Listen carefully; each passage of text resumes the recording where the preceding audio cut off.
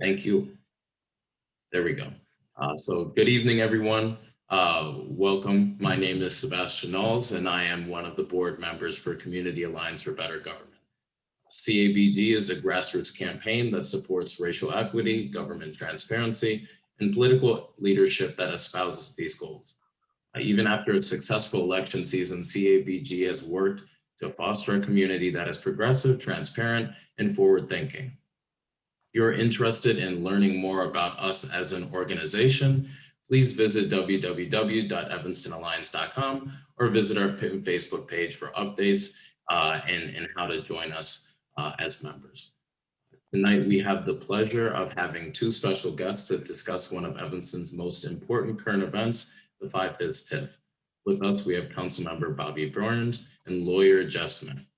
Councilmember Burns is one of the newly elected council members representing the 5th Ward, and Jeff Smith is a longtime Evanston resident who actively practices law here in Evanston. So Mr. Smith will start the conversation by explaining the purposes of TIFs and the legality behind the tool. And Councilmember Burns will continue by talking about his vision regarding the 5-5 TIF. Following that, I will ask a series of questions drawn up by CABG as an organization that both Councilmember Burns and Mr. Smith can answer. Once those questions are finished, we will open the floor to any viewers who wish to ask questions. CABG has also received questions from community members, and I will relay those questions and ask them accordingly. We ask that you also use the raise hand function if you are in person, and then I will ask you to unmute. That way we don't have people talking at the same time. So without further ado, Mr. Smith, the floor is all yours. Thank you so much, Sebastian, and thank you to the members of CABG for hosting this event. I share your principles, and your contributions to the last election were refreshing. I first got interested in tax increment financing when I was recruited to run for the Cook County Board of Tax Appeals, as it was then called in the 80s, by then Board of Review member, former Board of Review member, Pat Quinn.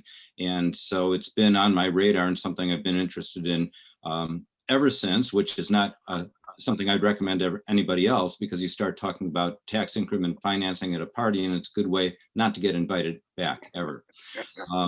It's really a relatively simple concept, despite the complexities that can make people's eyes glaze over.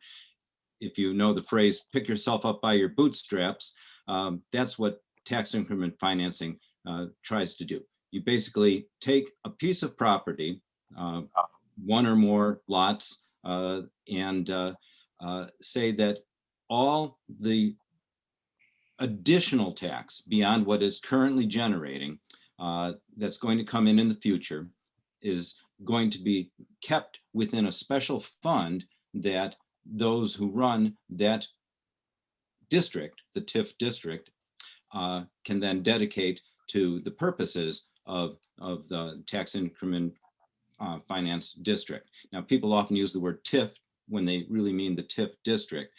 TIF stands for tax increment financing. TIF district is the actual land that it governs. Now, if I can very quickly show a graphic here, this kind of explains it. If you look at the purple here, let's assume that this is what a stagnant piece of real estate or area of a community would generate in the absence of a TIF. Say that it's not growing, it's not even rising with inflation. This is the base assessed value. You put in the TIF district and you do things to it. You stimulate development. You cooperate with a big box store or a developer to come and bring something in, and then it starts to grow, and you get all this incremental, and that's the I in TIF, tax. For 23 years, that is kept within the TIF unless there's some agreement to shift it outside. And then at the end of 23 years, unless it's extended, it goes into the general taxing bodies. But in the meantime, the other taxing bodies that normally share in property tax don't get any of what's shown in this light yellow triangle. And so I hope that's makes it a little more explainable. It's legal because it's provided for under Illinois law. At this point, it's not a new tool. It's in place in many places throughout the country. Now, I'm trying to be fair and balanced for the beginning of this, so I've just explained how it works in theory.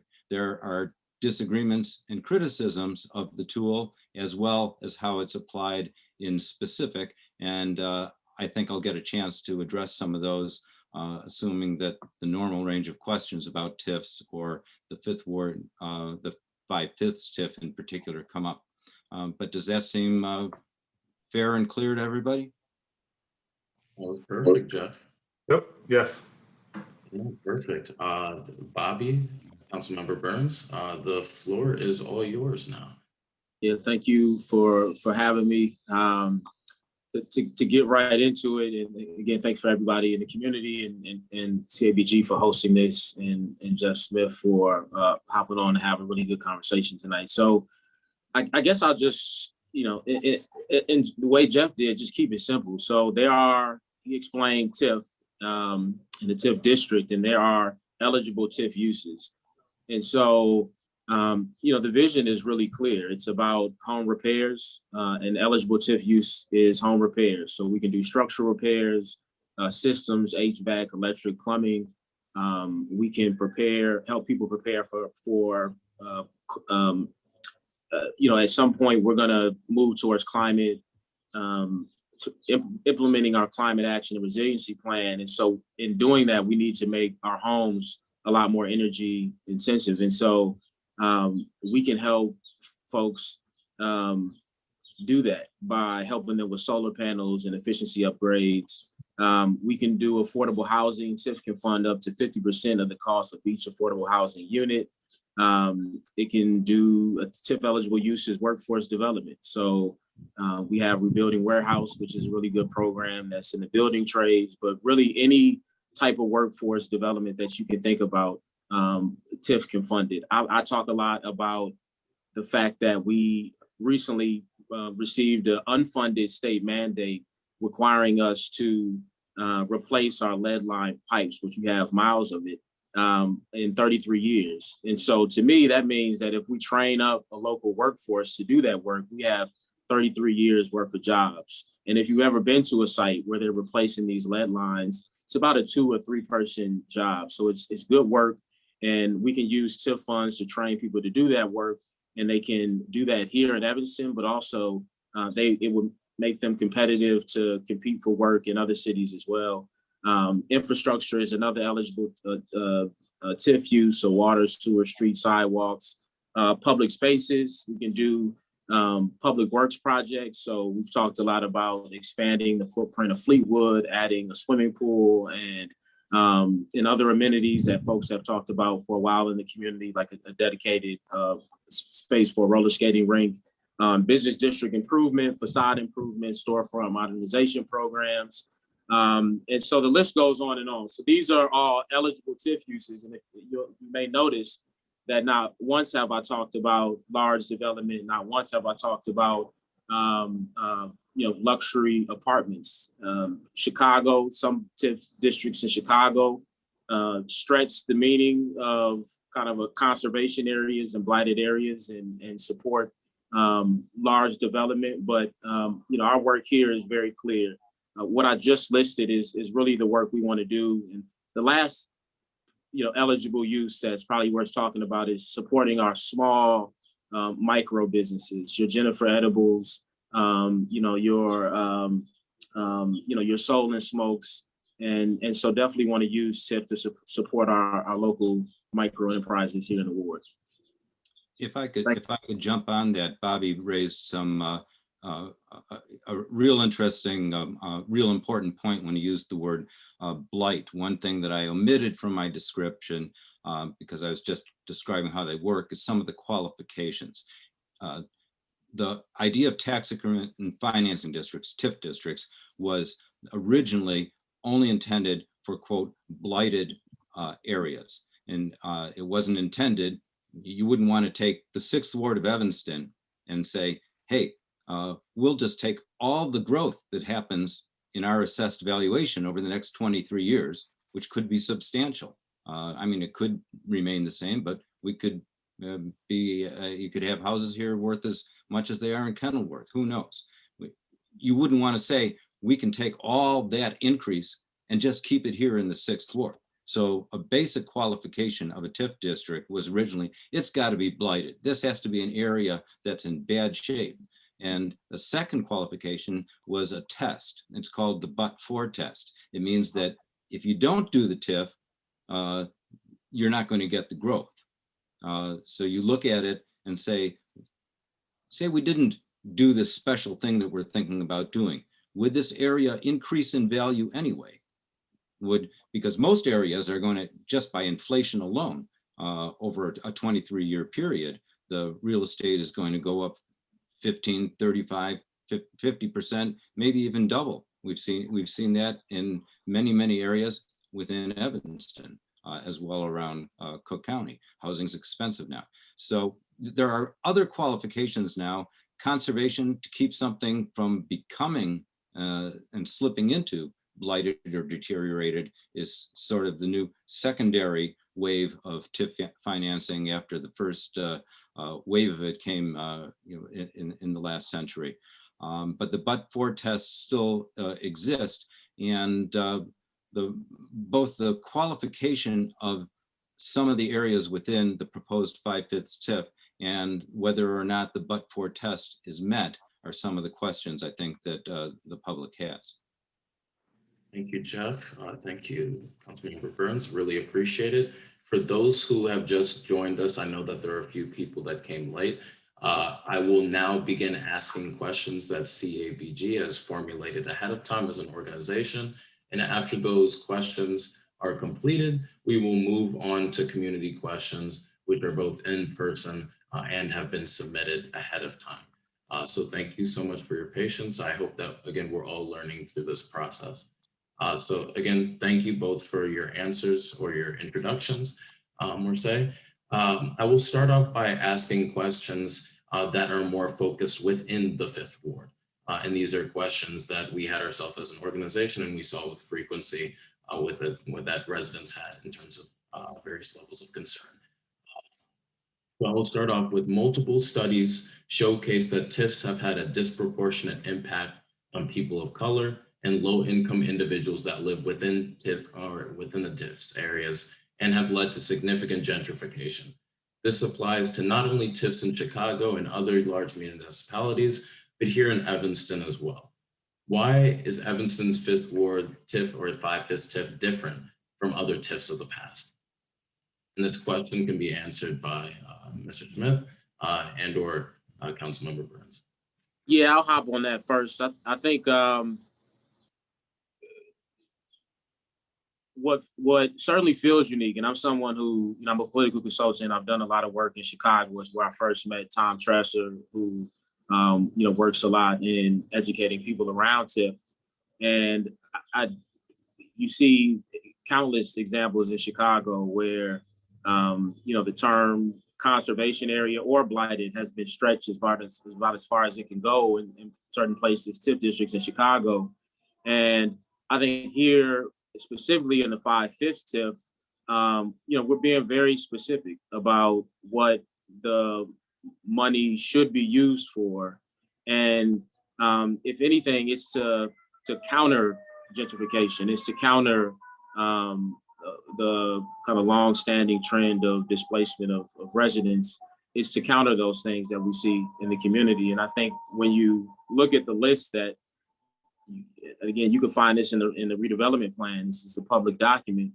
So when you see a list that is targeting affordable housing, trying to create new affordable units here in the ward, and I would add another layer on top of that we need to make sure we have a local preference, because a lot of the affordable housing projects that are approved in Evanston, they don't have a local preference. And so although we're creating new affordable units, it's not necessarily going to people who are from Evanston, which is an issue because we have a real need here, unlike some of the surrounding suburbs.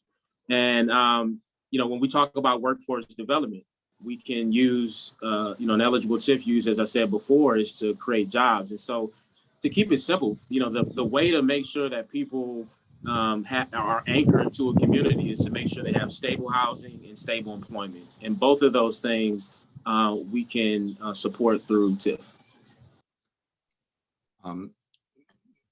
Bobby and I have had, or I should say council member, you have a title now, Mr. Burns, so, have had some long and productive conversations in the past on this very topic.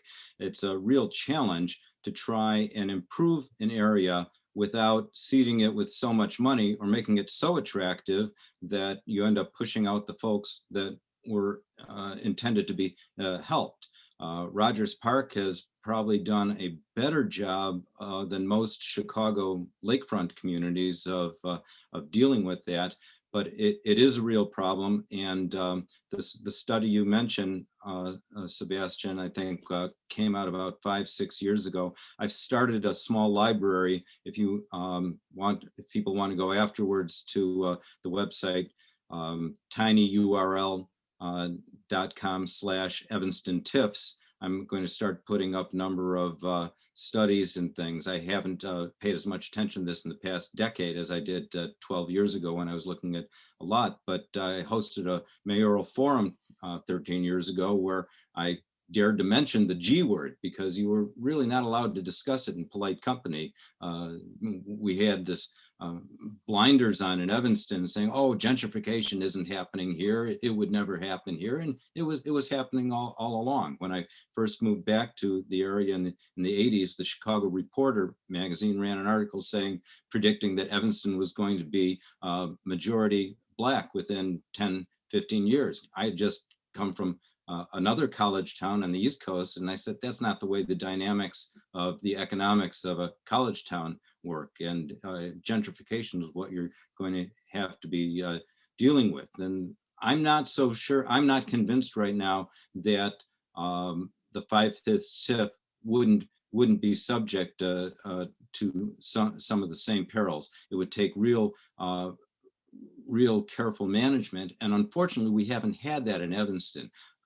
We've had 7 TIF districts. 4 of them are still active. I went and tried to look at the numbers on them. It's as opaque as it ever was. You'll see expenditures saying $600,000 financing costs, and that's the only expenditure that's listed, or $600,000 for consulting fees for one district. For what? And I've had more detail when I was a Cub Scout laying out a menu for a camp out and budgeting for it. There's about $4 million sitting in TIF funds in a community that's been told over and over, we don't have the money for A, B, C, X, Y, and Z. Some of the districts are more successful than others. Dempster Dodge, not so much. You've got about $240,000 of total revenue that's coming. And about 83% of that, of all the revenues that has come into that district has been borrowed. So it's generated maybe $35,000 of incremental revenue a year for something that's been going for 9 years. And I don't think the public in Evanston knows about it. I'll bet fewer than 0.5% of the people in Evanston could even name the 4 TIF districts, let alone tell you how the money's being spent. So that's a significant challenge. And this district, if it's to succeed, if it's to get passed by the city council, is going to have to provide assurances that it's going to do something very different than the other districts have done in the past. Thank you to both of you. Our next question is focused on a school in the 5th Ward.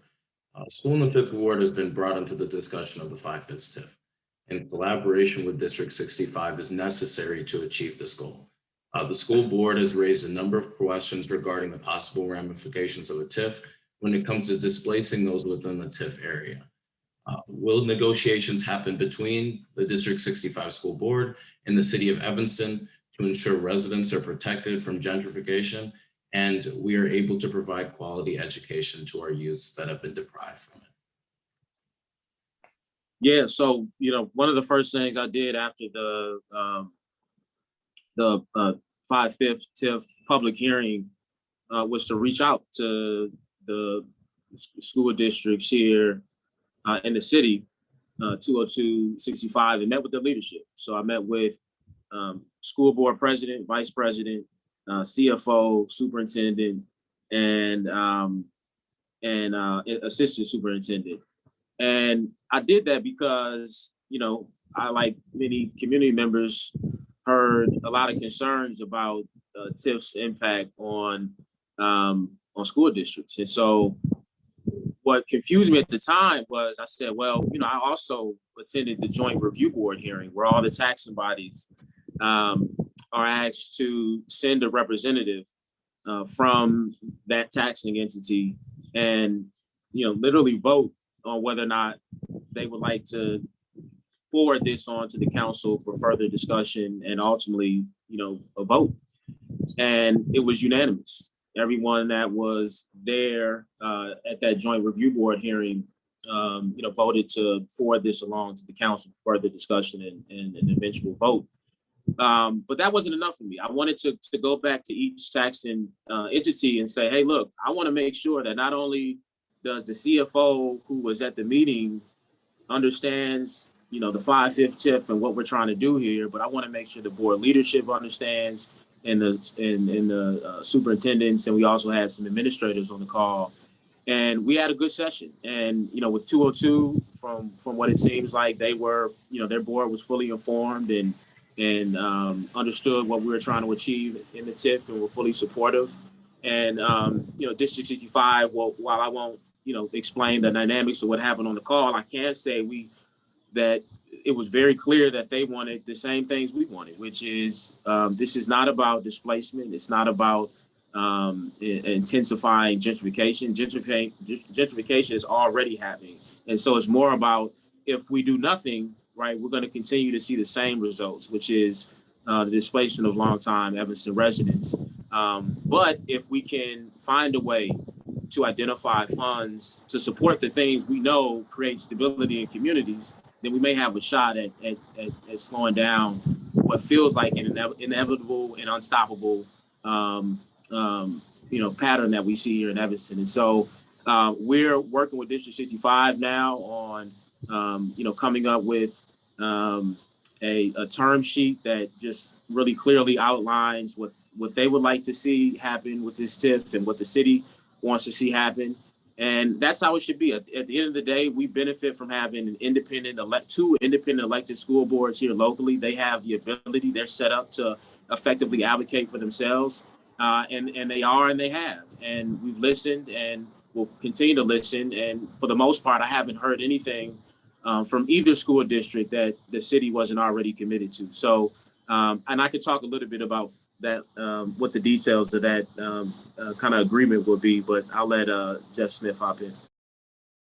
Well, that question was about 4 questions in one, and at risk of sounding like Columbo, and one more thing, I'll add a couple more things to my intro on TIFs. One is that it does take money that would otherwise go to the other taxing bodies, including the schools. So that's one concern that schools normally have about a TIF district, or should have. A lot of schools don't participate in the hearings as much as they should, or they end up rubber stamping it, and then they wonder why they don't have as much money as they do. You can look at the millions that are sitting in the TIF districts we have right now. If all those districts were dissolved tomorrow, that's money that would be available for schools, as with the additional. The second aspect is that if you're building residential development, you're adding households, you're adding children, you're adding probably classrooms, the need for more teachers, etc. If you're talking about actually building a school, well, of course, there's an enormous cost associated with that. So those are the prime aspects of how a TIF district affects schools.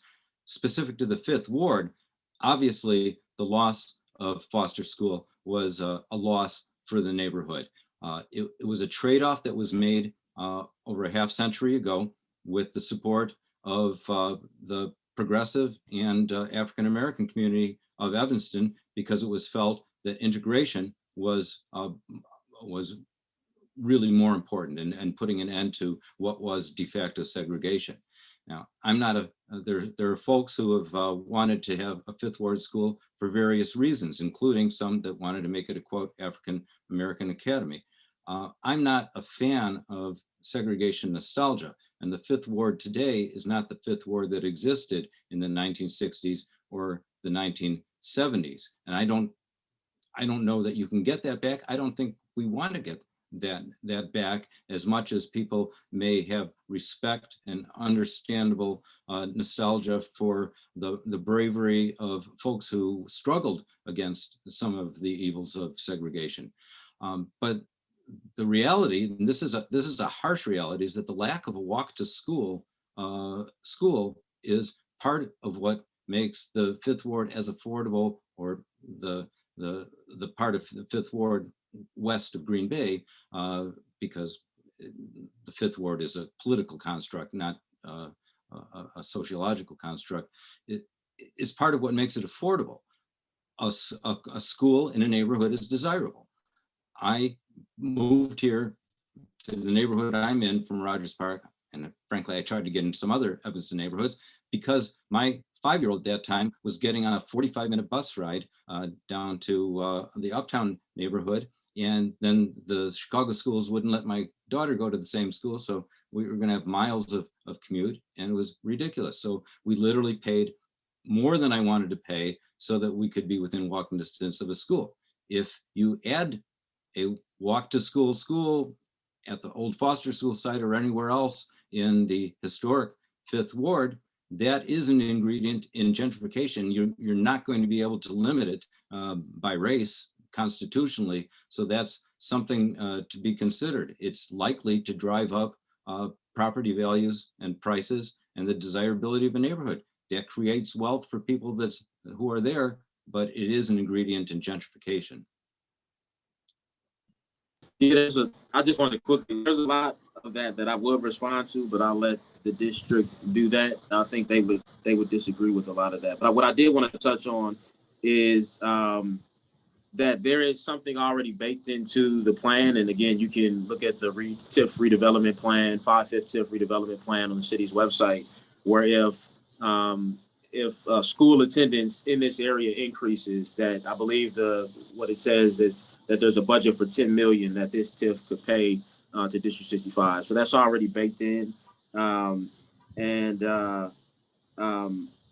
I just wanted to, that was the main thing I wanted to just clear up. That's already baked into the plan. Thank you to both of you. I'll now ask my final question, and then afterwards we'll turn it over to the audience to ask questions. So what other alternatives to TIFs are available for those that are seeking to invest in a community? And has the city explored these options? Can you ask that one more time? Sorry. Yeah, no problem. So we look at it and we say, what other alternatives to TIFs are available for those seeking to invest into a community? And has the city explored these options? I think the only thing that compares to the amount of money we can get out of TIF is ARPA funds. And we've heard a lot from the community, or I've heard a lot from the community, and they say, well, can't we use ARPA money? I'm gonna pull something up on ARPA. So if you look at our last city council meeting, we had a conversation about ARPA, and there's a category that I want you to look at when you check it out, called inclusive and equitable recovery. And it's a $6 million in some ways set aside for a census tract that is in the 5/5 district. It's a Cook County census tract 8092. And the reason why Sarah Flax included 8092 is because she said it is called, sorry, I'm trying to find a HUD qualified census, that 50% of the households have income below 60% of the area median income. And there's a bunch of other demographic factors that also make it a qualified census tract. And so it makes sense that to target this area for economic development and recovery. And if you watch the meeting, there were council members who said, well, hold on a minute. Why are we setting aside $6 million for this census tract? And so I call attention to that because something that TIF does is it also it removes conversations about economic investment in a certain area out of the traditional political process. Not that it removes it from requiring a majority vote of the council. That is still in place, but because it has to be used in the TIF boundaries, it's protected in a sense from that reflex that council members have to say, well, hold on a minute. I think, my district needs a little bit of that money as well. And so you'll see there was this conversation between myself and a few other council members about how much should be set aside for the Fifth Ward generally, but this census tract. And so I'm going to try my best through this process to get as much as we can for this census tract and for the ward out of the ARPA funds. But again, it is a hyper political process where you have a lot of interest, not just council, but staff and community members who all, some have difference of opinion on how the money should be used. But I would say the only thing that compares to TIF is ARPA. It's $43 million from the federal government. Rough estimates in terms of the TIF district is anywhere from 30 million to 85 million. So we don't have, except for ARPA, we don't have any other way to get that amount of funds that I'm aware of. Well, the thing to realize about tax increment financing is that it doesn't magically create money, just as you actually can't lift yourself up by your bootstraps or defy gravity. You can't create money out of nothing. Money has to be spent on something in order to stimulate more revenue than you've spent. And we've got TIFs in Evanston right now where that's not happening. We've got TIF districts in Evanston that, Bobby mentioned $10 million for the schools. They haven't generated $10 million of revenue. One's only hasn't even generated $1 million of revenue. So you can make promises and agreements, but if the money isn't there, it doesn't happen. What Bobby has a good point about the removal from the political process, but what he might term hyper-political, people might term democracy. A criticism of TIF districts is that the decisions are made in the dark. They're not debated. They're not voted on. We really don't know who's making them in some cases. And so the term slush fund has been used in Chicago and throughout Cook County. Some of the major critics of TIF financing overall have been notable good government advocates and fans of equity and diversity and affordable housing. People like David Orr, people like Congressman Mike Quigley. And so a real challenge is to set forth how the decision-making process will occur and exactly where the money will be spent. And right now, the 5/5 TIF district, it doesn't have a pro forma. There's a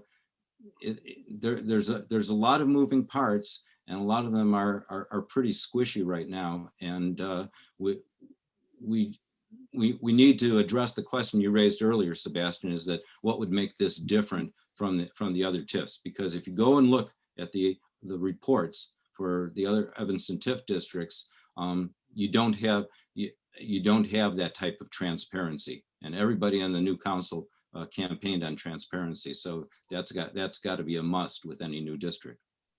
Yeah, and sorry, Sebastian, I have to clear this up because this is important. So every TIF expenditure, as I said this in my remarks, because I knew you would pounce on that if you thought that that's what I was saying, that it's removed from requiring a majority vote of the council. And so I stressed that because I knew you would pounce on that. No, every TIF expenditure requires a majority vote of the council. What I'm saying is it requires one vote from the council to determine that an area meets the standard for conservation area for economic investment. And once that vote happens, right, where we say, yes, this community meets the standard, then every bit of that money that you talked about being set aside has to be spent in that area.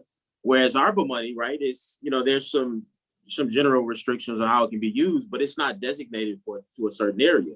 And so now what you have is, you have competing interests from 9 aldermen, from staff, from community members saying, no, I would like to see the money used in this way. So it still requires a majority vote of the council. I think one thing I would agree on, and we do need to do this, is to pass a TIF reform package that includes much better transparency than I think is currently required by state statute, and go way beyond what other cities are doing in terms of transparency. So I'm right with you on that 100%. But I want to be very clear: every TIF expenditure requires majority vote of the council. Well, again, we're still talking about the same tax base. All the money's coming from essentially the same place, unless the TIF mechanism somehow is bringing in something that we otherwise wouldn't have, bringing in some outside development money that we wouldn't have. So otherwise, the answer to your question, Sebastian, is what are the other means? The other means are anything else that the city of that right now we spend money on. We spend $250 million a year here in Evanston. Maybe we shouldn't be spending, throwing around $100,000 consulting contracts like they were Frisbees. And you could do a lot with that. If we wanted to make the determination that we want to invest money in the old Foster School site, whether it's for multi-use, affordable housing, or anything else like that, we have the power to do that right now, this minute.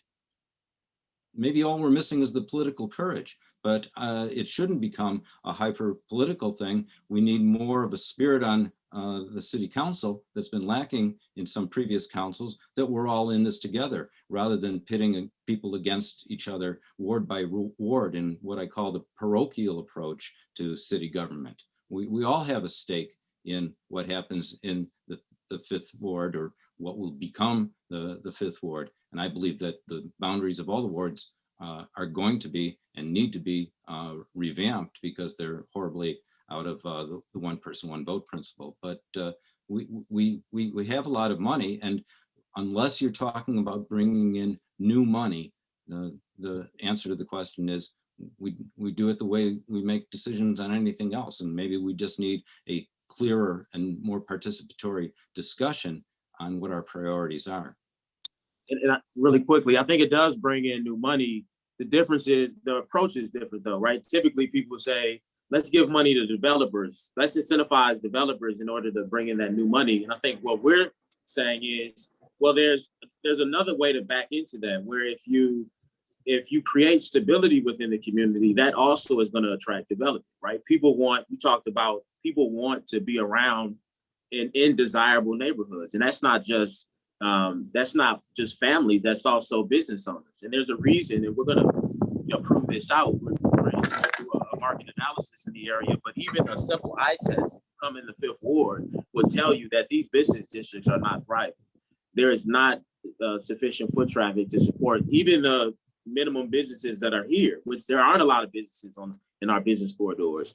And so I think it absolutely will add to the tax base, which is the whole point of TIF districts, is to say, look, we're going to if we fund these TIF projects, that it will increase the tax base more than it would if we didn't spend this public money in this way.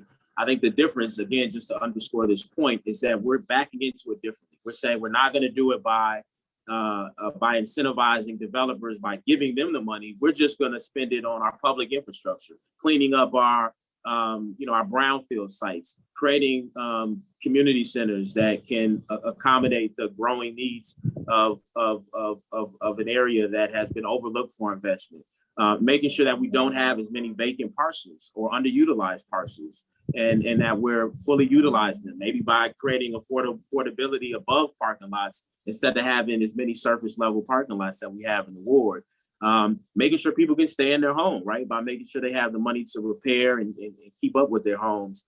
And so we're just backing into it differently, but the standard is still the same, right? You don't create a TIF district unless you believe the activity that happens is going to improve the tax base over the 23 years more than it would if you did not create it. And I absolutely think that we're aware of that and we feel it will. Well, brick and mortar is really struggling everywhere. Black-owned businesses have probably suffered more during the pandemic as a group across the country. And Evanston has a real shortage of affordable retail storefront space. But I'm looking at the maps that have been proposed, and if anything, I'm seeing some mixed-use districts being converted to all residential. I'm seeing much of the historic Fifth Ward being given an R5 designation. So you're talking about a lot more residential density, and no single family homeowner of any color, black, white, brown, purple, wants to see a 5-story building go up next to their lot. With regard to community centers, that's another problem with the map as I'm seeing it, is that almost half the area in the proposed 5/5 TIF already is public space. You've got the Civic Center in it, and you've got Fleetwood Jourdain and the land around there. I'm not sure where additional community centers would go, maybe different or revitalized use of some of the existing space. Again, we share the goals, but these questions need to be answered in a lot more detail, I think, before the city of Evanston commits to potentially siphoning off an awful lot of money that won't be available for other purposes. Although I'm really loving this discussion, we need to cut it off and we need to head over to community discussion, and we can spend the next 40 or so minutes taking questions from those that are in the audience and those that have submitted questions either directly to myself or ahead of time. So let's start with the first hand that I saw raise up. And once again, please raise your hand. I'll call on you and ask you to unmute, and then you can ask your question to either Councilmember Burns, Mr. Smith, or any combination of the two. So Malika, I saw your hand first, so please ask your question. Hello, everyone. Thank you for doing this. Look forward to doing more TIF discussions. I totally believe in Bobby's vision, and Jeff Smith hit a lot of things on the head, definitely about the transparency. I mean, we can't even get push cart vendors passed. We just had an alderman refer to a Black alderman pretty much as a rapist in the last council meeting. We are very concerned with what is going to happen because no one is really going up against Melissa Nguyen, Peter Braithwaite. I mean, they scare me as far as a community member right now. So we are very concerned with what will happen with the TIF.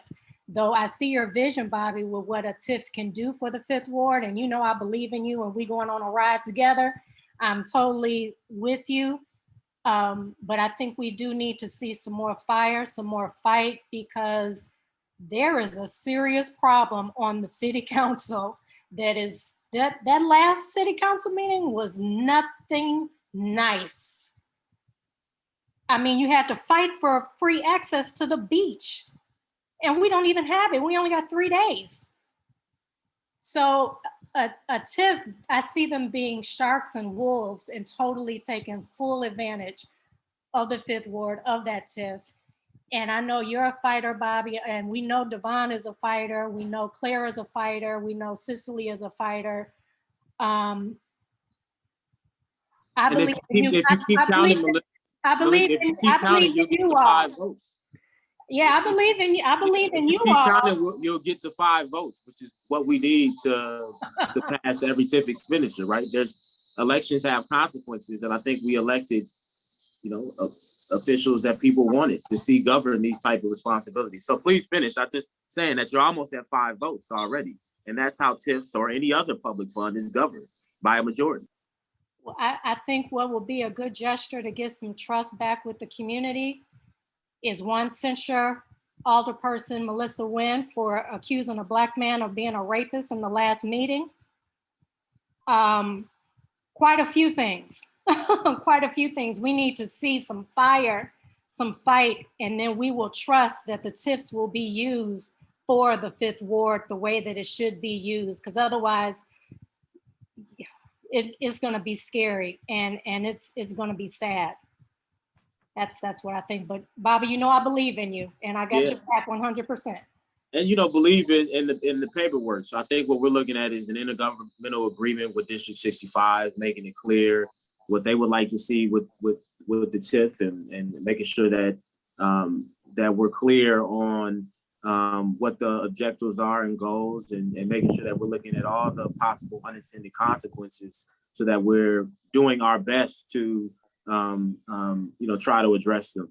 And one of those things is passing an ordinance along with the TIF that everything that I've talked about today, let's codify it, right? And then once we codify it into our ordinance, let's make it so 2/3 of the council is the only way you can unlock it and change it, right? So there's mechanisms that we have available to not just say, believe in me, right, as a council member and believe in the process. Generally speaking, we have mechanisms, we have a code, we have a way we can codify what this vision and what we would like to see this TIF used for. We plan to do it. Thank you to both of you, that question and that answer. Thank you, Alderman. Thank you. So I do quickly want to ask a question that was sent in, and then the next person to ask the question can be Carlos Sutton. So I received a question. So what happens to existing residences and businesses? How are their property taxes impacted by a TIF and the subsequent development of the area? And what may happen to some of the residences that will see an increase in property taxes? Yeah, I mean, that's a big question. I mean, for the businesses, you would hope that any increase that they're faced with due to increases in property taxes, let's say to their landlord, that the new business that this TIF can also create would help offset some of that. In terms of people who cannot afford to live in Evanston in the 5th Ward, just generally, again, you know, with this TIF, we're talking about creating affordable units, right? And I think we need to take a look at what that number is and account for inflation and account for, you know, property tax increases due to the value of properties increasing in the area. So I think if we're talking about people who just already can't afford to live here, it's making sure we understand what units need to be priced at to account for, you know, for inflation and property tax increases. And homeowners, from, you know, I knocked on every door in this ward, and what they don't want is property taxes increasing so that the city can, you know, balance its budget. What they do want is just overall the value in their home increasing, so that when they do eventually sell, their children sell, that they get what they deserve. And there's certainly things that we can put in place if it ever gets to a point where those property tax increases are burdening people. In some ways, we already have, you know, tax relief programs available, not just through the city, but through the county. But generally speaking, I think people want growth. They want their home to be more valuable than it was yesterday, as long as they're seeing the benefits of it, right? Fleetwood that is expanded with a swimming pool and maybe a larger workout facility, and they're seeing that the infrastructure in their neighborhood is improving, and they're seeing that there are new walk and bike paths are now available that weren't before. You know, generally, if they're seeing that their money is going towards improving their neighborhood, they can make sense of it. But what we've seen, unfortunately, too often is property tax increasing just to, you know, offset really expenses that are coming from, you know, bad budgeting, you know, and that's not what this TIF is about. Add in a basketball court at Fleetwood. You got multiple gyms there. Just saying. Absolutely. No, that's part of it. I didn't want to go through the whole list, but you know that's part of it. Absolutely. If you want to, if we end up, adding 200 units of affordable housing and putting them into a community land trust so they're affordable forever, rather than just affordable to the first buyer who then ends up flipping them, I'm all on board with that. The question is, where's the money going to come from to do that, and where's the outside money going to come from, and that's not here now, and how do we target it? And one problem that folks have with the district as proposed, and I'm not, don't get me wrong, I'm not saying I'm opposed completely to the concept of a TIF district, to do some of the things you want to do, council member. But for example, including that brand new building that just got built south of Emerson, kitty corner from Heckey's, where the old towel service building used to be, and now we've got a 8 or 12 story brand spanking new building that's being taxed as vacant land. You don't need a TIF district to get additional revenue out of that. That's going to happen because it's going to be occupied in a year, and at market rates, it should be generating $600,000 a year for all the taxing bodies of Evanston. So when you say what happens to the taxpayers when there's TIF district, well, there's the taxpayers in the district, and then there's the taxpayers outside the district, and all of them end up having to compensate somehow for the loss of that $600,000 a year to the TIF district. The same thing goes with the civic center space that's been included in this. You don't need a TIF district to get that developed. You swing a wrecking ball through that and announce that we're auctioning it off, and developers will line up for miles around because it's prime space on the North Shore in the middle of neighborhoods where houses are selling. Well, you know what houses are selling for, only this would be new construction. You'd have to compare it to what happened on the old Kendall College site. So there's a couple sites here that seem very inappropriate, and to commit them to taking all that revenue out of the other taxing bodies is going to raise people's taxes.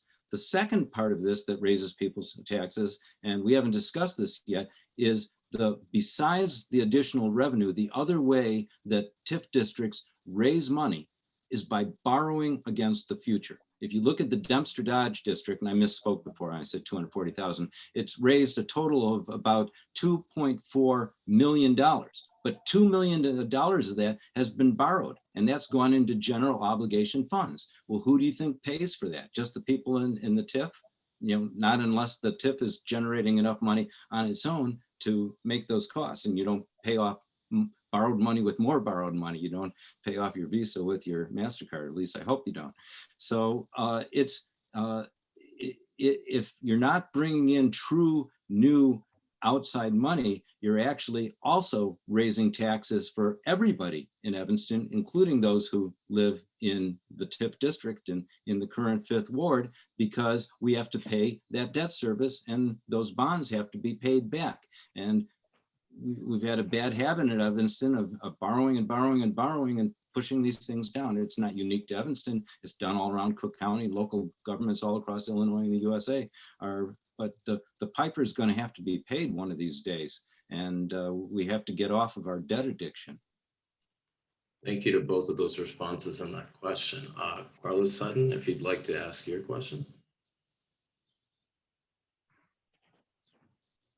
Yes, my question is, basically, I know the basic concept of a TIF is to raise additional tax money. And I'm also very aware that it requires the vote of the city council. But what my concern is I looked at the projections of what they plan to do with the TIF, and it's not any advantage to the current Black residents of the 5th Ward. It's more of imposing a burden upon us than a benefit. Secondly, why are you paying this consultant to come in here, as we've always opposed? People always come into the 5th Ward and tell us what we're going to get. I'm almost afraid of telling you what we want, because then you know how to get strategies to prevent us from having it. I'm almost at this point of living in Evanston. Don't want to tell you what I want, because I believe you only use that as an opportunity to prevent it from ever happening to people that look like me in this community. So my question is, if we have to do this, let's do it the right way.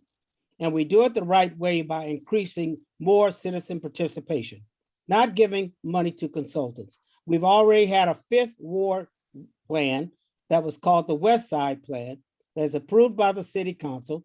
It's not even been mentioned in anything. When we had that West Side overlay, our first concern as citizens of the 5th Ward, what happened to any single family home? Not one single family home development was shown in that entire West Side overlay.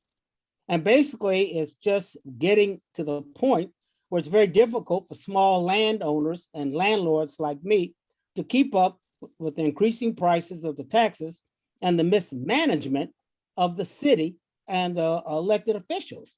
You'll have to do a better job of convincing me that you're doing something for my own good. Right now, I'm not optimistic about this TIF or any other plan that you're planning to present to my community called the 5th Ward. Thank you. Yeah, but before I respond to that, thank you, Mr. Sutton. I just want to quickly respond to something Jeff Smith said about affordable housing.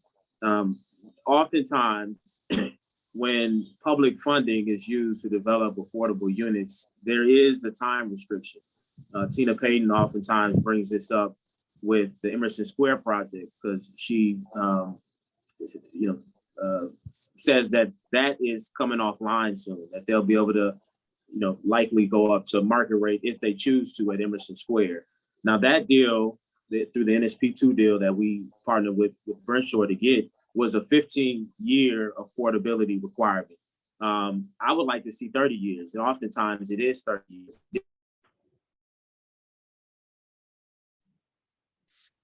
Do you have a recorder on your phone? I think I do. Yeah.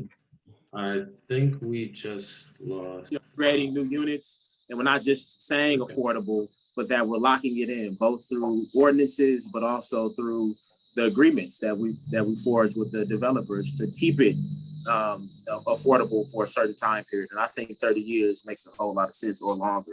But again, what I see is what I hear, what I see being proposed as an eligible use. So to be clear, the redevelopment plan simply just calls our attention to what is a TIF eligible use. It is 100% up to the community through the process that has already begun, but also processes that we can create even before we spend any money, right? There are some TIFs, both in Evanston, but outside, that have TIF committees that meet and discuss TIF expenditures before they're made.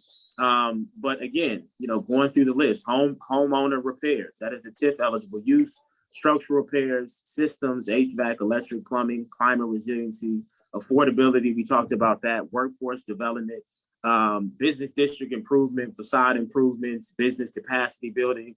And so these are the things that I'm hearing from community members that they would like to see. They want help. We hear a lot from our small and mid-sized landlords that they need support. There's way that TIF money can support them. There's business owners that need help building capacity, and overall just want improved foot traffic in the area. And TIF can help to do that. So I think TIF is broad enough to support many of the different ideas that I've heard during the campaign, growing up in Evanston, and continue to hear. The question is, how do we get it down, wrap it around an ordinance, codify that, right? And then, as I said before, lock it with a 2/3 vote of the council to change it. I mean, that's really what I'm focused on now, working with the community, of course, and also District 65 and 202 to just make it very how we see really what we don't want to see this TIF. And then said,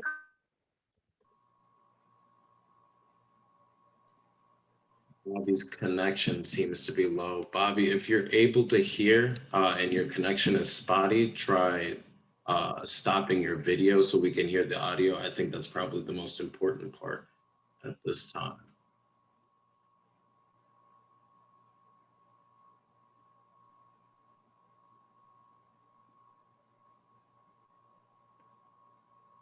unmute.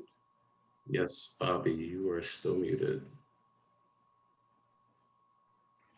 Carlos raises a lot of, Testing 1, 2, 3. Is that better? Yes, yes, we can hear you. Did you not catch any of that?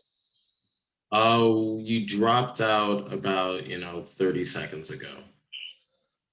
Okay, I mean, the short, and I'll turn my video off just for now. The short part of it is there is broad enough use in terms of TIF eligible expenditures.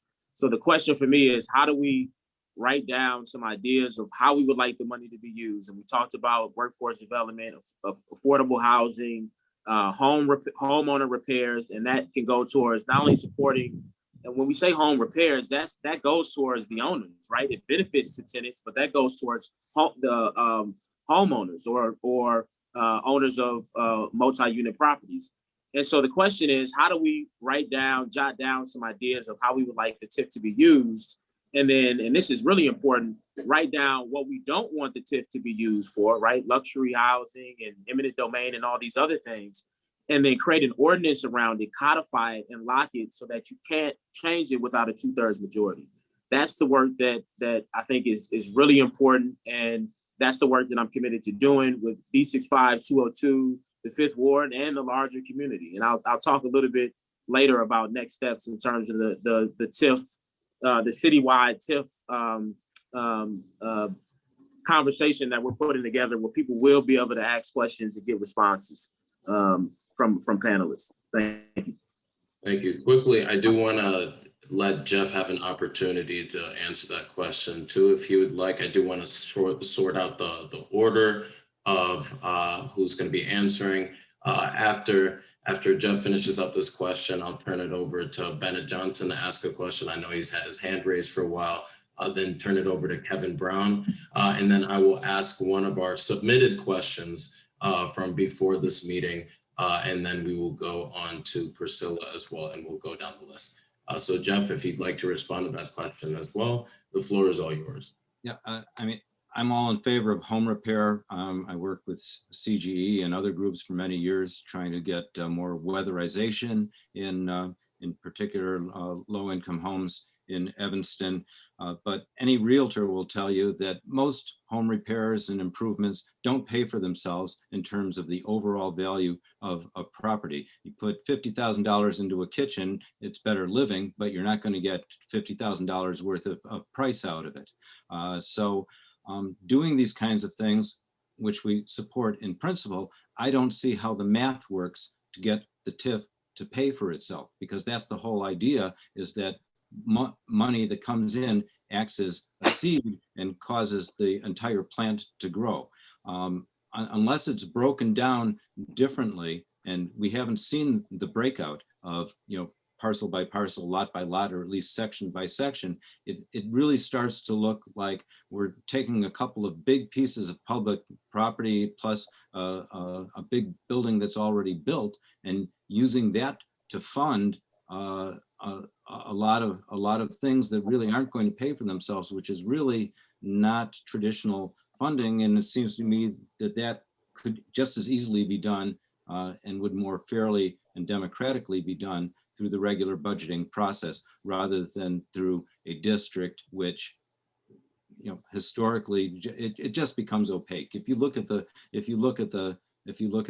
annual reports, it's really hard to track where any TIF money is going. So I agree. I empathize with Carlos's frustration. Thank you. And again, I do want to add in too, for both Mr. Smith and Councilmember Burns, I want to try to keep this at one response per person now to make sure that we get the most amount of input in the last 20 minutes that we do have here. So Bennett Johnson, the floor is all yours to ask your question. I want to give it to Priscilla. She had her hand up before me. Okay, gotcha. That's perfect. I'll speak later, but Priscilla should go first. Definitely. Okay, Priscilla, the floor is all yours. You're muted. Thank Priscilla. you. Thank you, Bennett. I'm very upset that we have that we have someone who has come into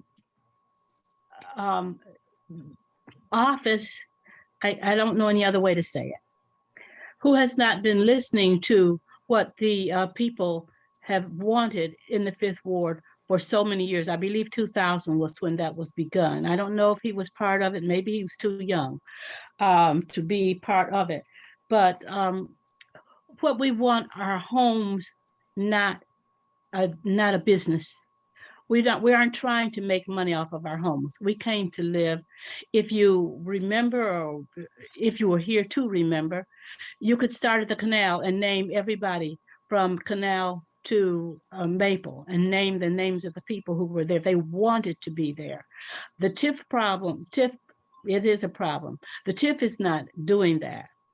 It's not making homes, or it's not even keeping homes for people who have been here in Evanston.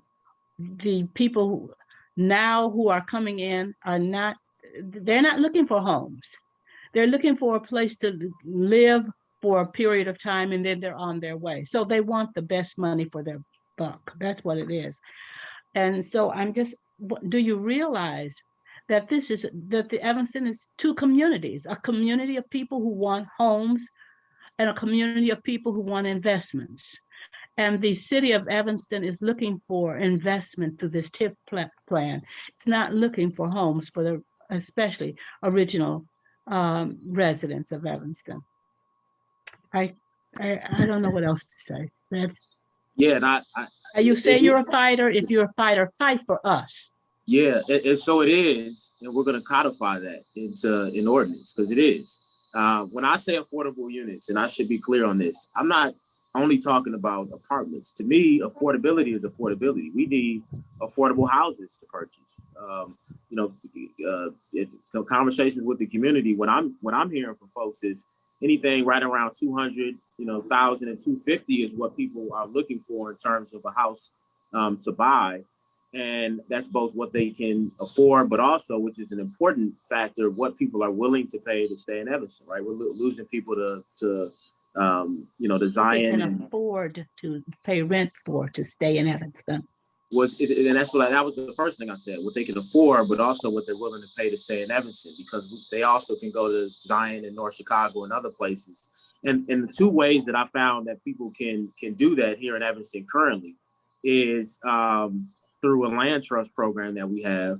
And if someone worked out an agreement with the previous owner, and that's it, right? We don't have any public funding right now that we can direct towards helping people to purchase homes.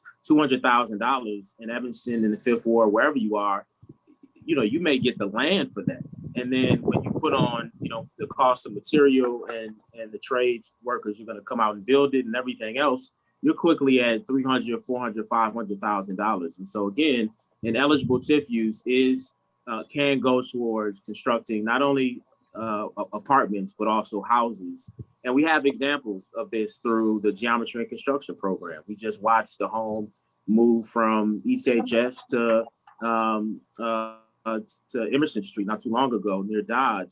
And that's a land trust. It's SEPA, and money can be used to support them in creating more affordable houses in the community. That's a 3-bedroom house that will likely be around $1,200 a month. Typically is their program. The purchase price is right around $220, $200. It's a wonderful program. We just don't have the money to expand it. So I'm with you 100%, and I think you'll see that as this conversation moves forward. And again, thank you. That's all. You can go on to some other people to talk. Thank you. All right, thank you for your question and thank you for your answer.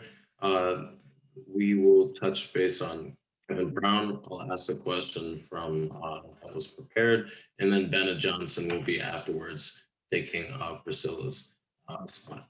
So Kevin Brown, you have the floor. Can you hear me? Yep, we can hear you.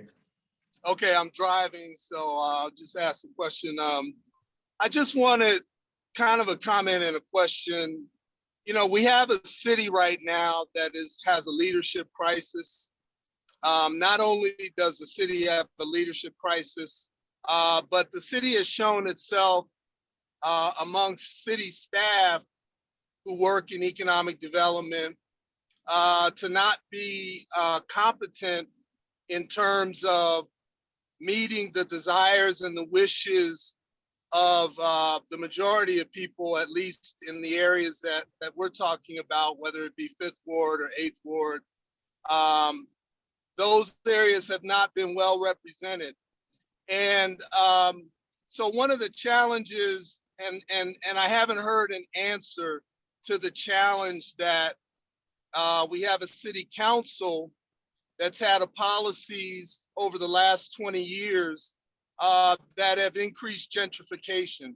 And what we see happening with the TIF, and I support Bobby Burns, I support his vision, but it's not Bobby Burns that is my concern. It's the rest of the city council that has, for the last 20 years, been on a track to increase the influx of Black people out of Evanston, and has done nothing at all from a policy perspective to try to stem that flow. And so, unfortunately, what I see happening with the TIF is that it's going to kind of seal the deal and really prepare the area for the new inheritors of Evanston. And like I said, I haven't seen anything policy-wise or ordinance-wise that would kind of prevent those things from happening.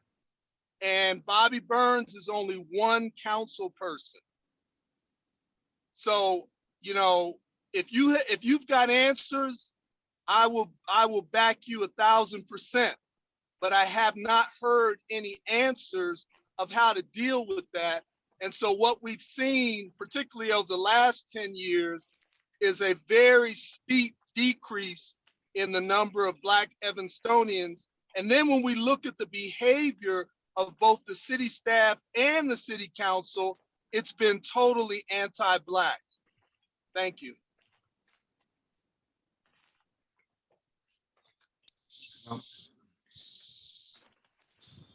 It's very hard to say that you know, people sit around rubbing their hands and saying, let's change the complexion of Evanston. But I've said that if you see something happening, you know, if you see a car crash happening in slow motion and you don't do anything to stop it, it's not that different than if you sat around planning it. And folks like me and others on this call have been talking about this you know, for a long time. Part of it is that we have to spend our money more responsibly. It's the city's only a portion of the property taxes. Let's be clear about that. But the city spends an awful lot of money. You know, they get you on your cable bill, they get you on your electric bill, they get you on your gas bill, they get you on your phone bill, they get you on your parking meters, they get you, you know, for not mowing your lawn or for mowing it too low, whatever. There's a lot of revenue, and then we go and spend money. You know, the money that we spent on the quote search committee for the new city manager, I could have saved you that money in 5 minutes, told you the answer they're going to come up with. And, you know, with all due respect, the feasibility study for every TIF district, they always come back feasible. You know, I could phone it in. Kane McKenna probably cuts and pastes from the last report is the very first thing they do. So we need to be better stewards of our monies. And my skepticism comes from the fact that the TIF districts have not been exemplary in that regard. All the taxing bodies, including the schools, and nobody looks at the school finances.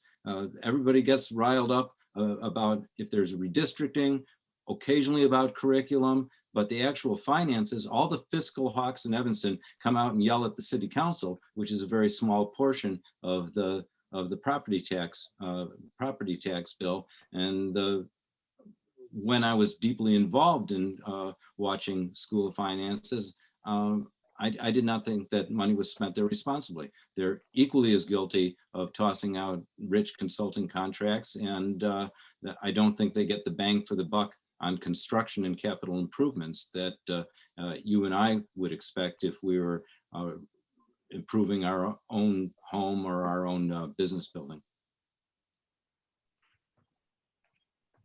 Yeah, we recently passed the Finance and Budget Committee, the first of its kind, as far as I can remember. But I'm somewhat of a younger man for a politician, so maybe Jeff can say whether or not we had one.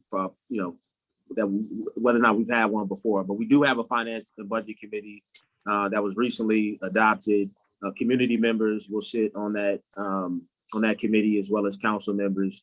And so I think we certainly, a lot of the new incoming council members understand the importance of fiscal responsibility.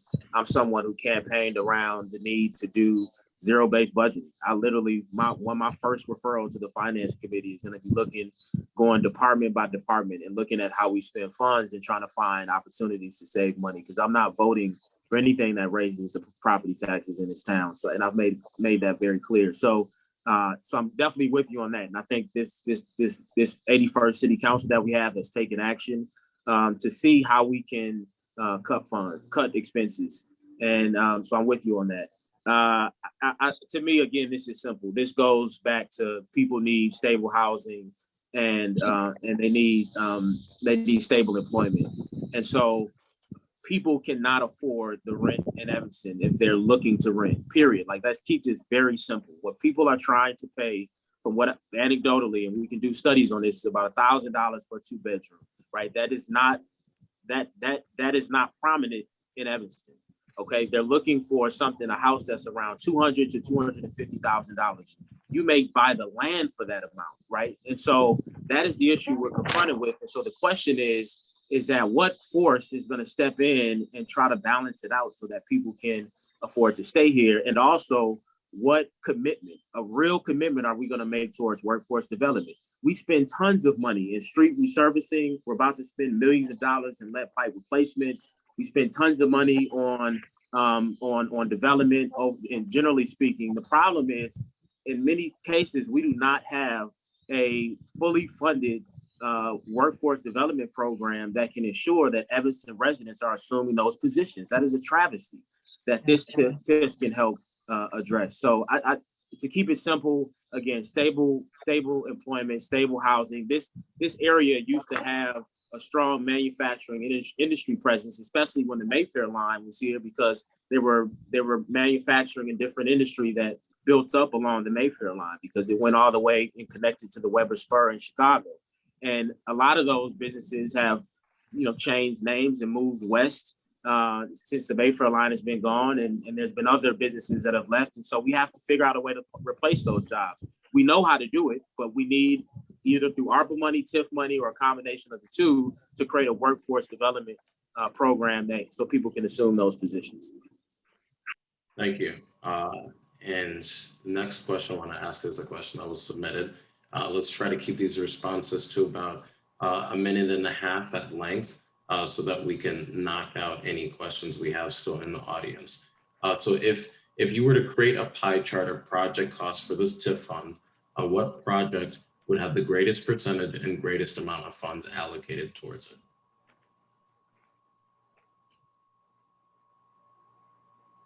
That's got to be Bobby's answer. Because I haven't seen the numbers, and I want to see them. But I share these goals, and but we got to see the numbers. Yeah, I'm trying to quickly scroll to what was presented to the community. Okay, here we go. So what was presented to the community at the public hearing was land acquisition, assembly cost, relocation, 2.5 million, demolition, site preparation, environmental cleanup was 6.2 million, public improvements and infrastructure improvements was 13 million, public facilities improvements, 24 million, construction and relocation of public buildings pursuant to the Act, 10 million, rehabilitation costs and affordable housing construction costs, 9.7 million, interest costs pursuant to the Act, 3 million, planning, legal, engineering, et cetera, 9.8 million, job training, 1 million, statutory school payments, which is what I talked about before. If the attendance in the area increases, that there's a 10 million set aside for the school districts, and so that's 10 million. So I mean, right off the bat, job training at 1 million is low. I think we need to be much more committed to workforce training. And so this was just a draft, and we need to, I'm reading off this because this is an official document that was presented to the community, to the council, by the consultant and staff. So I think this is the starting point. And then through our future conversations, we need to say, all right, let's take a look at this and see what we would like to be changed. For me, I can say workforce development right now is a lot lower than I would like to see. Thank you. The floor is all yours, Bennett. I unfortunately, I've known Mr. Burns, not unfortunately, I've known Mr. Burns for a long time.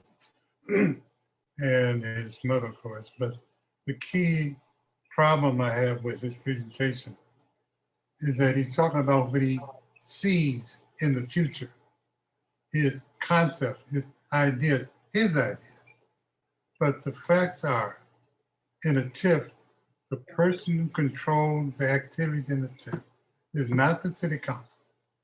It's the developer who really has total control of what goes on in the TIF. There's what they call a joint review board that consists of people who are on various public entities like the library, the school, who get money, whose tax money is used. But the actual control of everything that goes on in a TIF is the control of the developer. Now, I'm totally against this TIF, not a little bit, totally, for two reasons, for several reasons. One is that it has no housing impact study.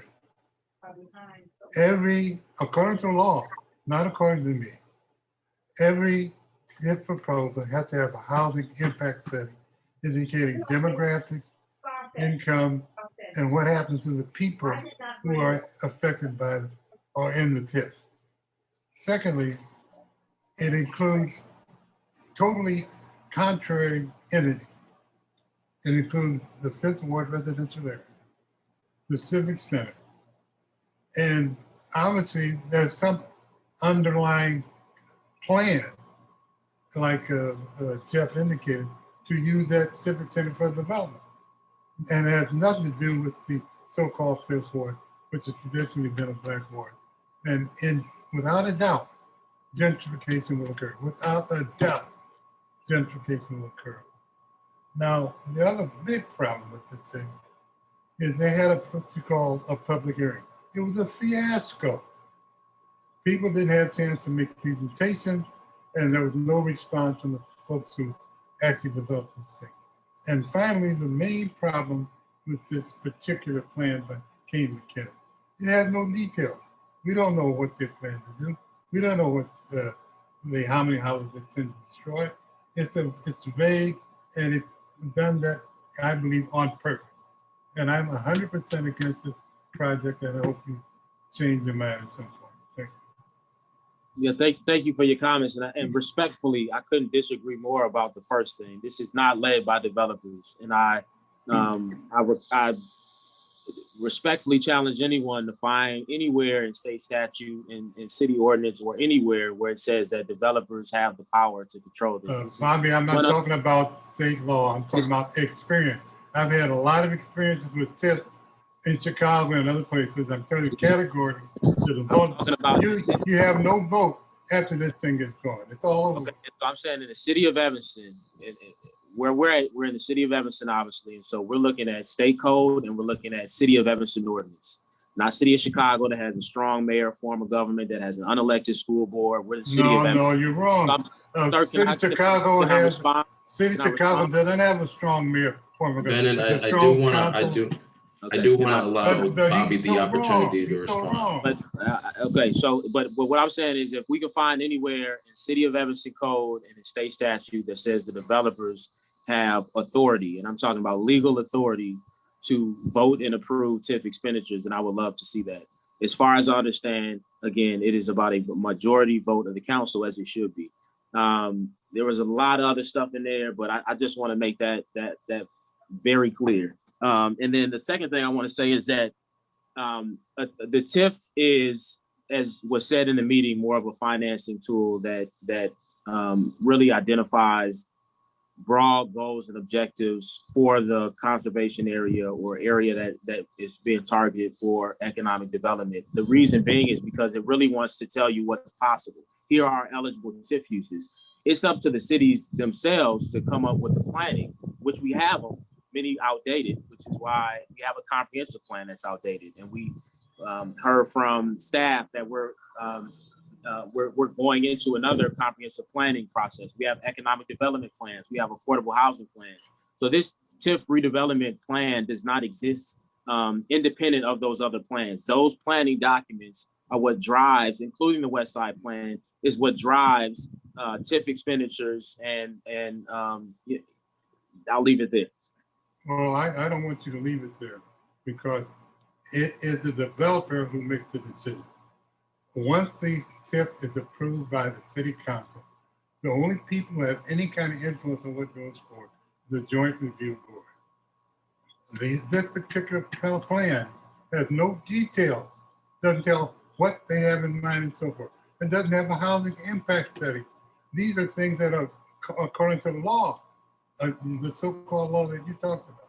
And categorically, every TIF I've seen has had at its center, not city council, but some developer or somebody who has a particular need to get Black folks out or change it or get a business in their factory and not to be concerned about. And Evanston politics, Evanston has always been a racist political city.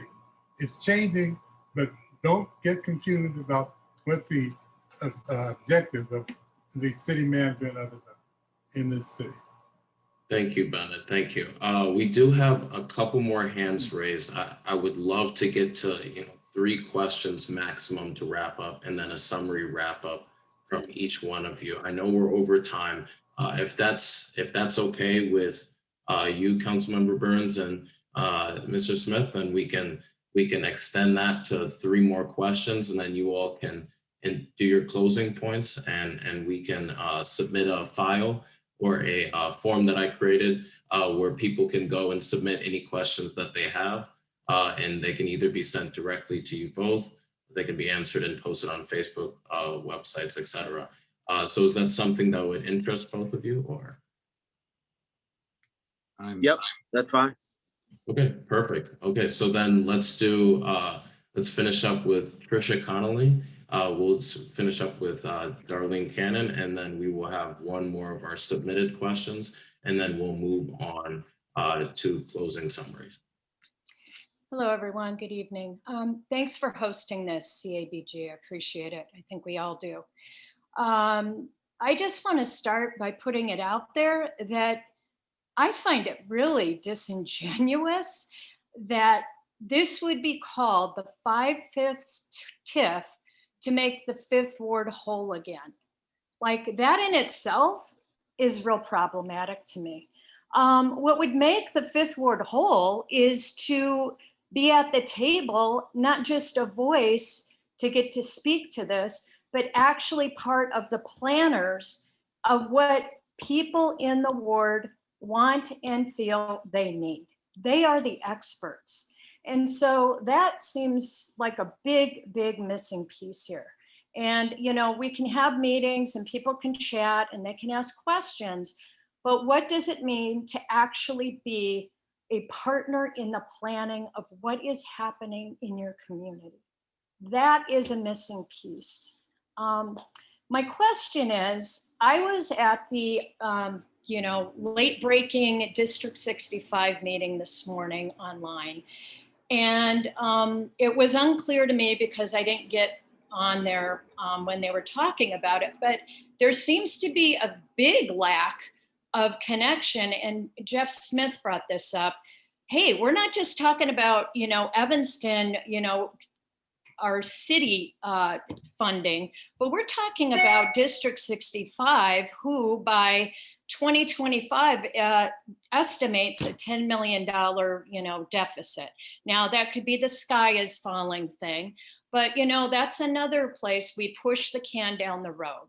And until we start looking at these things holistically, it's going to be more of the same, moving the puzzle pieces around. So I would really ask, like, let's put this together. And yes, they may have been at the table and they all said hello and yes, let's do this.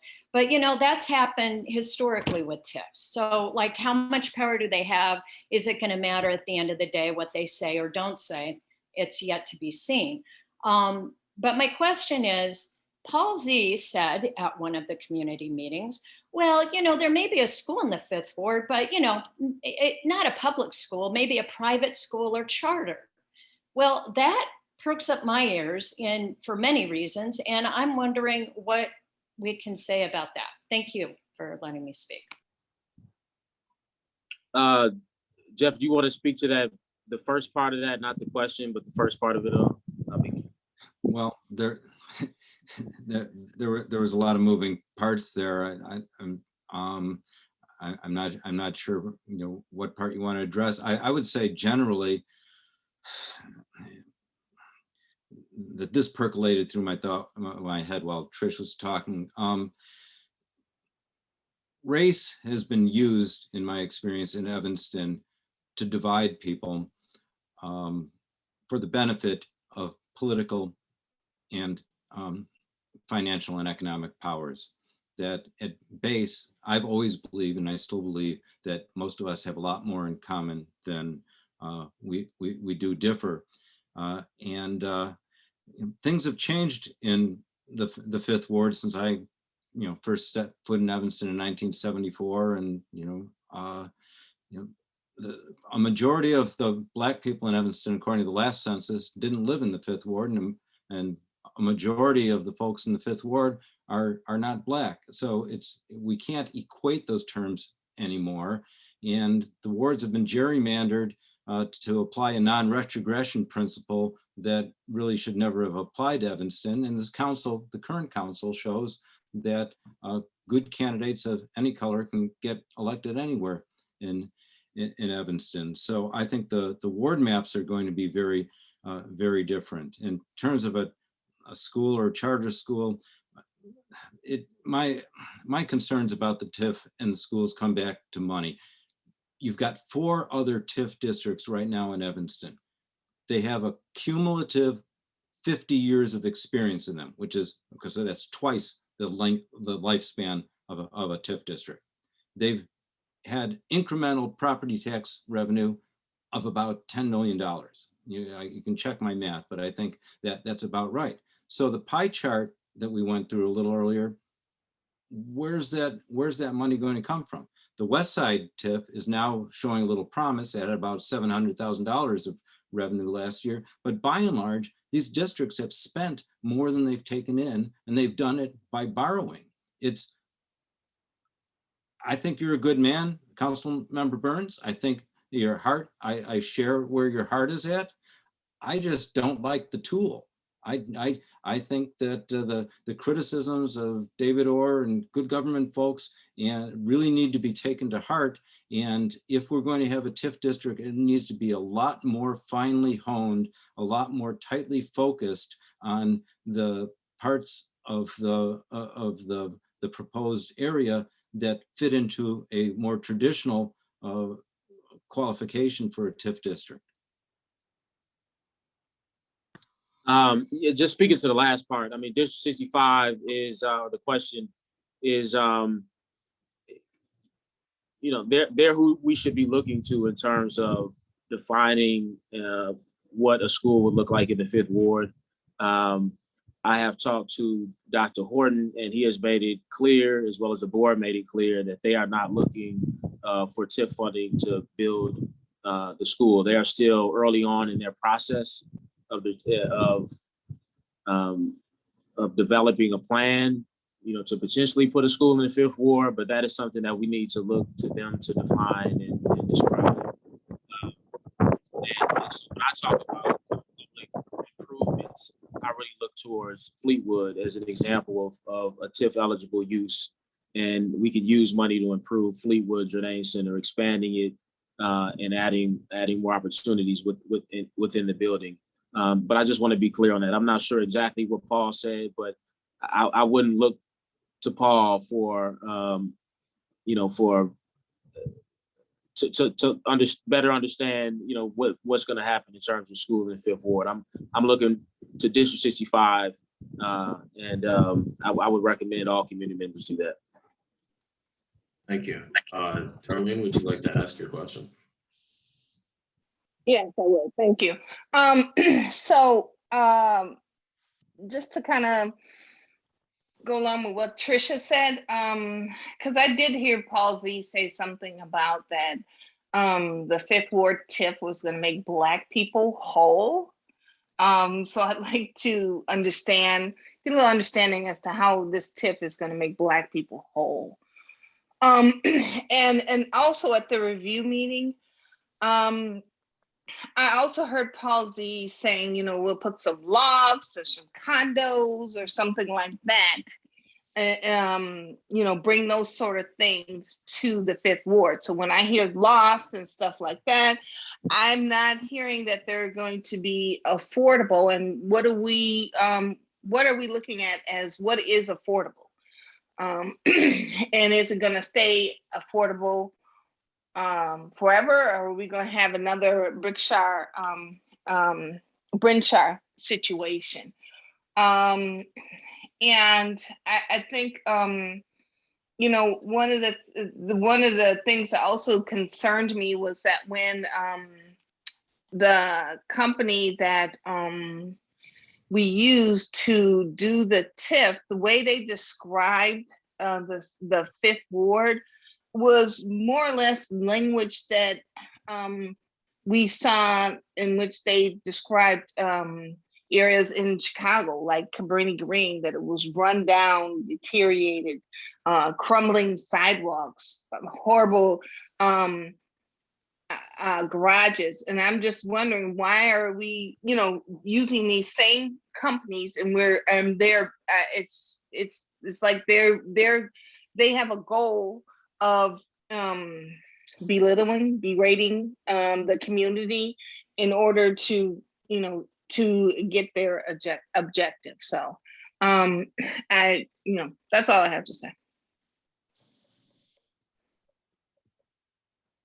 I don't have anything to answer on that. I am actually more, I'm interested in what Councilmember Burns has to say because about Darlene's question. And I saw in an advertisement for this forum that saying that the purpose of the TIF is to, quote, conserve Black people.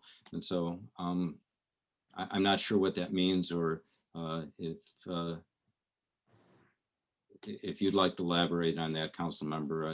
It's interesting to me. I think we all value our diversity, and then there's limits to what government can do. You may think because I talk about taxes that I'm conservative, but frankly, I would like to see, I just don't believe that market forces can preserve the Evanston we've known in the past. It's on the lake, it's got trains, it's the south end of the North Shore. Market forces alone will gentrify Evanston.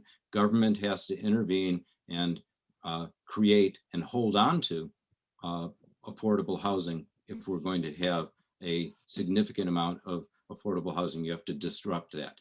Now, I'm saying that across the board with regard to race, because I do not equate race with income. We have Black millionaires in Evanston. We have some white people on food stamps, but obviously there's correlations as a group. But if you could speak to the racial purpose of the district, I'm interested in that aspect.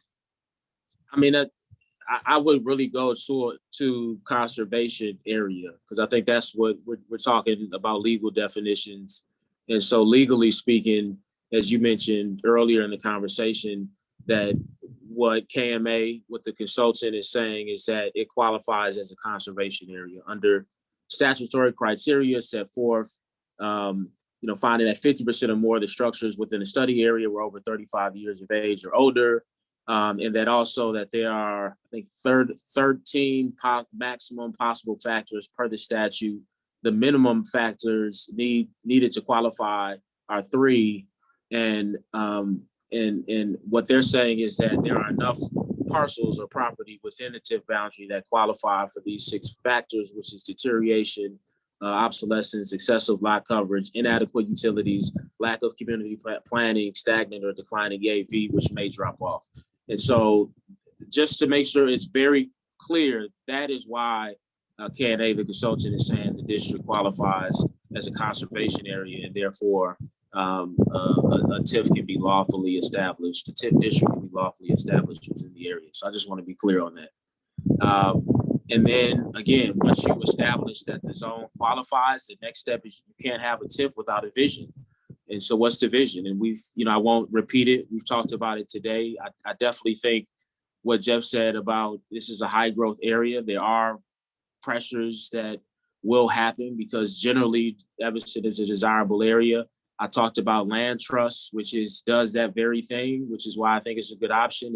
It keeps the land affordable in perpetuity for that homeowner, but they're still able to build up some equity and use that at some point when they sell to go off and buy another home or buy investment property or whatever they want to do with it. So we do have tools to address what does feel like an inevitable outcome, but we do have tools to work against it. And I think this TIF is one way that we would like to do that. Thank you. So that concludes, sorry, apologize. We have the one more ask question from the submitted questions that we have.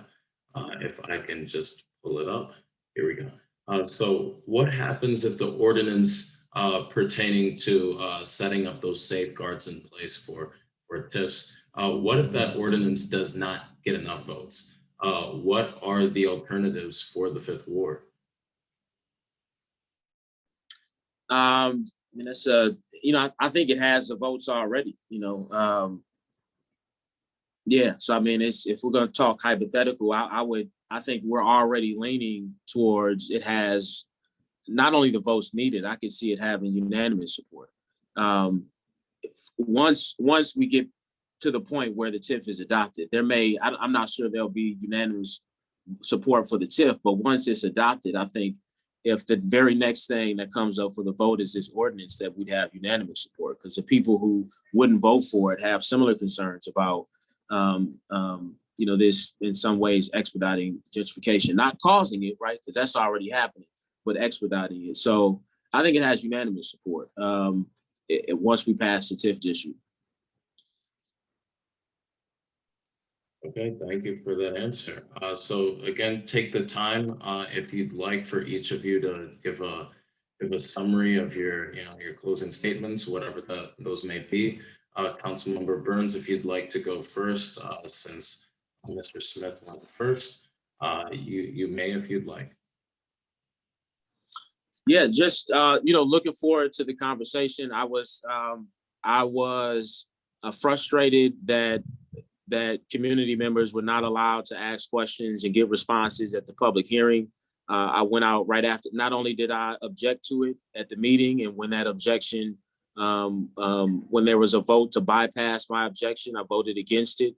But what I did afterwards is, along with reaching out to both school districts, District 202 and 65, I said, hey, let's put together, our own community event where we have not only Paul, who can only really speak to this from an economic development manager standpoint, but also let's invite the school districts to come out and be able to speak directly to the community and answer questions that I believe that they are they have the subject matter experts to answer certain questions, and then the city does. But I think having the consultant there, both school districts, the city, and everyone at a meeting to field questions and give immediate responses is important. So we will be having that at some point, either at the end of this month, but likely, sometime in September, early September.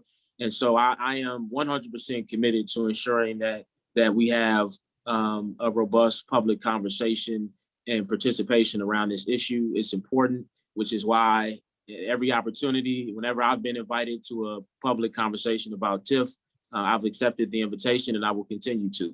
And so I'll do my part as one council member, as Kevin Brown said. I can't force the city clearly to have public hearings in the way that I would like to see them. But what I can do is use kind of my convening power as one alderperson to organize opportunities outside of the city that hopefully will satisfy the desire for continued public engagement. So thank you for the opportunity to participate tonight, and feel free to reach out to me. My email is bburns@cityofevanston.org. My cell is 847-766-5871. Would love to continue this conversation one-on-one, but also at the upcoming public conversations about the 5/5 TIF. Thank you. Well, thank you, Bobby.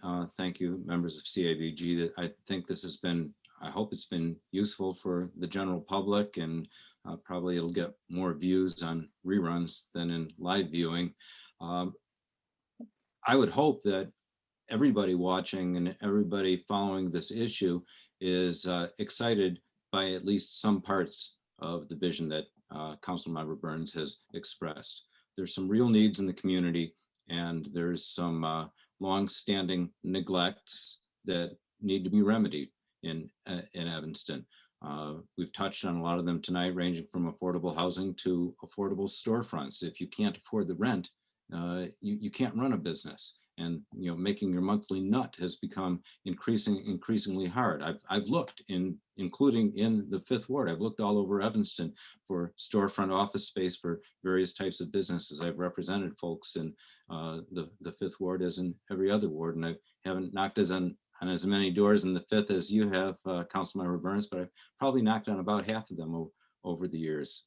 So I have a lot of affection for the area on both sides of the tracks in the ward. I have some problems with the math as to the TIF as it's been proposed. I have problems with the map as it's been proposed.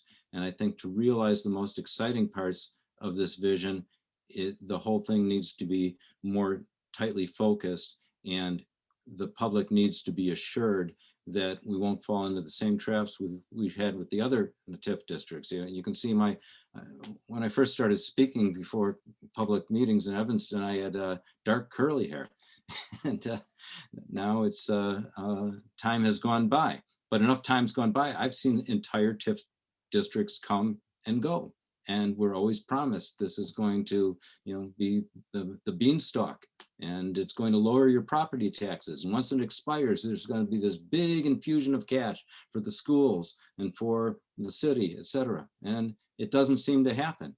It gets burnt up, and the local governments find new ways to spend it. And that is what is primarily driving people out of Evanston. Of course, housing costs track that, but on a day-to-day basis, it's the taxes are a huge part of it as well.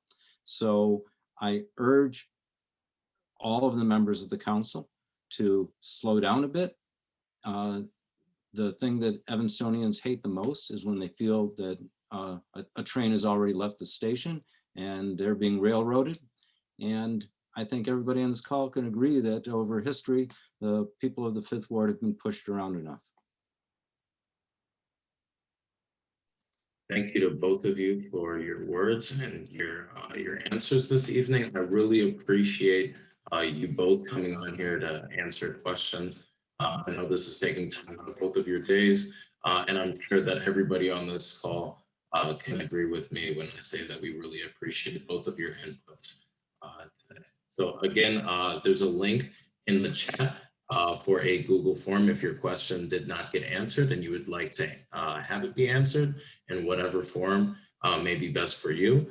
Feel free to leave that there, and we can get those questions over to Councilmember Burns and or Jeff Smith so that they can be answered. We thank you so incredibly much for joining us today.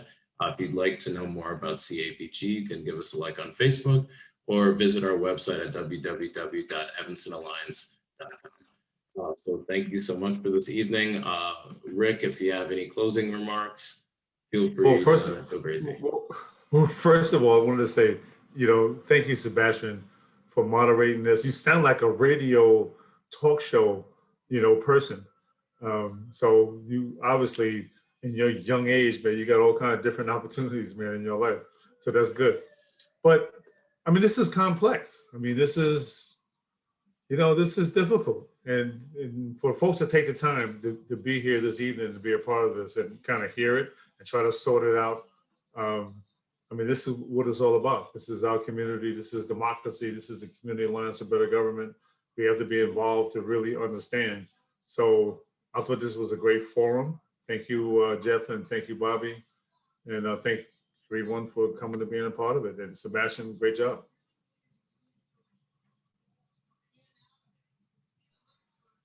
Thank you, everybody. And thank you for your words, Ray. All right, everyone. Thank you again for joining and have a good night. Thank you. Good night. Good night. Thanks.